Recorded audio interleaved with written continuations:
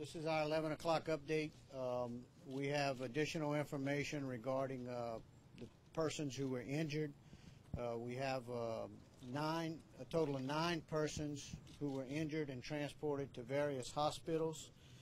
And we have 2 confirmed fatalities, and the suspect is a confirmed fatality. Earlier, you probably saw a little bit of excitement on the parking lot and people moving back, and you guys had to be moved back. We located the suspect vehicle, or what we think is a suspect vehicle. There was a suspicious package inside, and as a result of that, we had to stop all processing work and all investigation. We have backed out of the scene. The Louisiana State Police Bomb Squad is now in charge of the scene and has a robot out, and they're gonna deal with that. And so for now, our investigation is on hold until we're absolutely sure that the scene, both inside and outside, is safe. And I'll turn it over to Colonel Edmondson regarding the state police responsibilities. First of all, thank y'all for y'all's coverage here tonight. There's a lot of moving parts, there's a lot of information out there, a lot of misinformation. And our job is to try to get that correct, because we want to make sure the families themselves, the governor's going to talk about, he's been at the hospital talking to some of the families. We want to make sure we get as much accurate information out as possible. So please allow us the opportunity to do that. What you saw earlier with the gentleman who's running across the parking lot, they located the car of the individual, the alleged shooter, who is now deceased at this time. Some stuff in there that looks suspicious. That's all it does, is it looks suspicious. And also we want to get into the trunk, which you're going to probably hear. And we moved, again, out of abundance of caution, we moved people completely out of that area just to make sure that the scene is safe. Officer safety, people safety, public, that's of our utmost concern at this point. You're going to hear a noise. It could sound something like a muffled shotgun blast. That is just strictly powder going off, as we're probably going to explode the windows. We're probably going to explode the trunk, because we don't want to open it ourselves. We're going to let a robot open it so that we can make sure that there's nothing in there that could cause anybody any harm. That's what you're going to see taking place probably over the next hour. After that, we're going to then go into the theater itself. Now, keep in mind that is a crime scene. We still have bodies in there, okay? The shooter is still in there, and at least one other person. So we need to get back in there, make sure that is completely clear. Check those packages out. We're going to x-ray them, make sure that there's nothing that concerns us in there. And then once we get that cleared, and hopefully that'll take maybe another hour or so to do that. But here's the deal, as long as it takes, it's going to take, because we want to make sure that everyone is safe. So we're going to go in there and do that. And once we can secure that scene, then the next step will be to bring the crime lab in there, because there's a lot of information in there that we want to make sure that we get accurately, and plus we want to make sure we can get the coroner in there to actually do the job that his office will need to do. So that's going to be probably the next couple hours or so. I think you heard the chief a few minutes ago. There's information on that people are putting out of the actual shooter himself. Here's the bottom line on that. Why would we want to put any information out about that individual until we get all the things that we need from him? We need to make sure we check his place out, we talk to his friends, because if there's other concerns there, all you're doing is putting somebody else's life possibly in danger. So that's why we want to make sure that we get accurate information to you. We're going to release it as soon as we can. We'll verify the information you have. We'll verify the deceased names. We're trying to talk to the families now. We owe them that respect, to actually talk to the families and let them know what happened. And then we'll systematically work with the chief's office and his detectives to find out, hey, what happened? What brought the guy in there? Why did he go in there by himself? Why did he go in the theater, and why did he decide to pull a weapon out and to harm individuals and actually kill 2 individuals? We need to find that out, but it's going to take time to do that. So please allow us to do that. As you can see, we've got public information officers out here. We'll get the information to you. We'll answer any questions you might have. But please keep in mind, when we leave here, we've got a lot of people with a lot of work to do. This is going to be the rest of the night. It's going to be into tomorrow before we can actually clear the whole scene from a forensic standpoint and make sure we look at each one of those. A lot of experts are on the scene right now. The right people are here. So we're just asking the public to work with us. There's nothing that we believe that has any other concerns past this point. Again, there's no other active shooter out there. We don't believe there's anybody else involved. So we want to make sure the public understands that, which is why we moved the people out and evacuated an apartment complex in a small area just to make sure that we get that car completely cleared out and make sure there's no other concerns of that.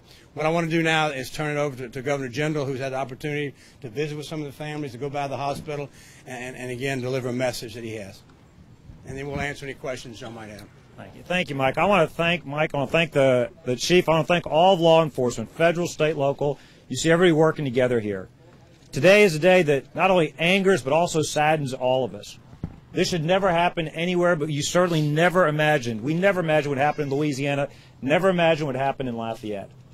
It's kind of a night, an awful night that brings us together as a community. We are a resilient community. We ask people for their thoughts, for their prayers. Let us shower these families with love. Let me tell you, I did have a chance to go to a local hospital and visit with some of the families. I thank the doctors, the nurses, the others that are taking such great care of these that were injured tonight. I want to share with you just a quick story about just a story of heroism, just an example of what happened inside the theater. I was visiting with the several family members and friends. There was a couple of teachers that were in that movie theater tonight. Both of them were shot. One of them was released tonight. Her friend literally jumped over her, and in her account actually saved her life. If she hadn't done that, her friend got shot, the fellow teacher got shot. That bullet, she believed, would have hit her in the head. Now, both teachers ended up shot. The second one, the one whose life was saved, even though she was shot in the leg, she had the presence of mind to pull the fire alarm to help save other lives. You know, I think that as we learn more about the details tonight, we're going to hear about other acts of selfless heroism, of people trying to help each other and trying to save other lives. These were two teachers just out to watch a movie during their last few days of summer break, getting ready for the new semester. They never imagined that their little outing would be interrupted by this senseless act of violence, this awful, awful tragedy. I saw family members that were hoping for the best. They were waiting information on their loved ones. They hoped, they had believed that even though they wouldn't be discharged tonight, they would be able to make recoveries. But right now, they want to know. They're waiting for the doctors to be able to tell them that. They're praying, they're fearful, they're anxious. The best thing we have heard from folks all over the country, literally all over the country, now is a great time to send them your thoughts, your prayers, your love. This is a resilient community. Lafayette will come together. I can't name every single agency and folks that are here, but we've been joined by local, state, and federal folks. I do want to just, again, I'll close by thanking our law enforcement officials. You heard me say this earlier tonight. They ran towards danger, not away from it. The first officers could literally still hear the gunshots, and they still ran towards that theater. They do an amazing job protecting us every single day. I'm grateful for their heroism in this. I think we'll hear other stories from folks inside the theater as those details come out. Again, keep those family members in your thoughts and prayers. I know there was a lot of anxiety tonight in the emergency room, and a lot of folks just waiting to hear some good news about their loved ones. Spoke with our city parish president tonight, Joey Durrell, who is traveling. He is catching air travel back to Lafayette and should be back around daylight early tomorrow morning. Our prayers are certainly with all of those who have been injured and those who have lost loved ones tonight. We need to point out again, and we can't emphasize enough to our local folks, that this is a major crime scene. It is a large crime scene that is along a state highway. Tomorrow morning on Friday, that roadway is going to be very, very busy. Please don't take that way to work. If you can take a different route, please allow and respect what's going on here today. This is just the beginning of a very long process, as Colonel Edmondson said, and we need our community to come together. Please respect the families and respect their privacy. Pray for them. Pray for these first responders who got in harm's way today and saved many lives this evening. We thank you all for your outpouring of love and support and the contact that we've had from throughout the United States tonight. But please, again, to our local folks, pray for our community, but take care of each other and stay away from this crime scene.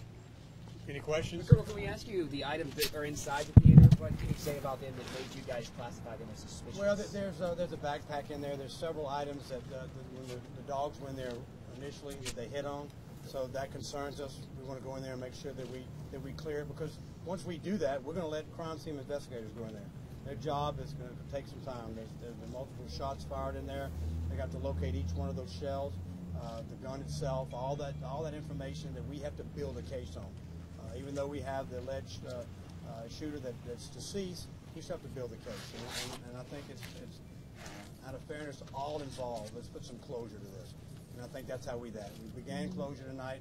with interviewing all that was in there. Again, I think a little over 100 individuals were in the theater, talking to the witnesses that were there, and dealing with the local hospitals, and also some of the eyewitnesses that saw it happen. So we'll have to look at his history, we'll have to look at his family. That'll all be part of it, but I think compiling it all together and bringing some closure for this facility, for this neighborhood, and certainly for this city. Like the governor said, the first responders, they were running in. I mean, our ambulances, all those individuals that were going in there because they simply wanted to do something that would save a human life. This was an ordinary evening, and I think y'all see that it became extraordinary pretty quickly. Have you guys gone to his house by chance? Have you gone to his house? Okay. Well, Have you gone to his house? police officers will be going to the house. They probably already have, and they're working on that now, and we have not received any information back on that. Any information on the shooter's criminal background? I know you're not releasing his name, sir. He does have a criminal history. It looks like it's pretty old, nothing recent that we found thus far. But one of the things we have to do is make sure that the person we're looking at is positively identified as the person whose identity we found. So that's going to take some time. And I know there's a lot of speculation right now on social media, and we ask, please don't put out any information that could put our officers in harm's way. There's a lot of investigation to be done regarding this suspect's background, and we certainly don't want to compromise the safety of those officers who may be going to different addresses and different locations to learn more about the suspect. Have any of the victims been released from the hospital? Conditions upgraded? I think one victim has been released from the hospital. And again, I saw one victim being released. I personally saw at least one victim being released from the hospital. Yeah. Yes. the injuries range from non-life-threatening to critical. We know that one victim was in surgery and was not doing well. And so we're getting constant updates from the medical facilities. We do have police officers there to make sure those folks are protected, and we'll continue to get updates throughout the night while we work this scene. Do you have any idea of when the people will be able to return to their homes at Greenbrier condominiums? I think that's going to take time, Chief. If I may. Yeah. Once we clear the car, once we can go inside the building and clear that, and then we can let the technicians actually start working the crime scene itself. Probably several hours to get that done. And again, I don't want to put a time limit on it because this is about safety. It won't be open, and they won't be allowed to go back till we know or feel that they're absolutely safe. That's why you're going to hear the noise around the cars. So people can hear that. That's strictly us working and making sure that I'm not going to put a trooper in there to open that trunk. No one will go inside that car. So it's going to take a while, but hopefully we can do it as quickly as possible, but also as safely as possible. Yes, sir. The suspect entered the movie theater alone. Can you explain how you know that? We think he was alone. Just from eyewitnesses that we've interviewed already, no one reported seeing him sitting with anyone. He appeared to be by himself. So can you give us any ages of the victims? The ages range from the late teens to probably into the 60s. How about those? We're actually talking to a family right now, so let's give that family a chance to get that information out there. Right. I think that's important. I mean, that's closure of that family. It's a horrible situation to have something like that happen.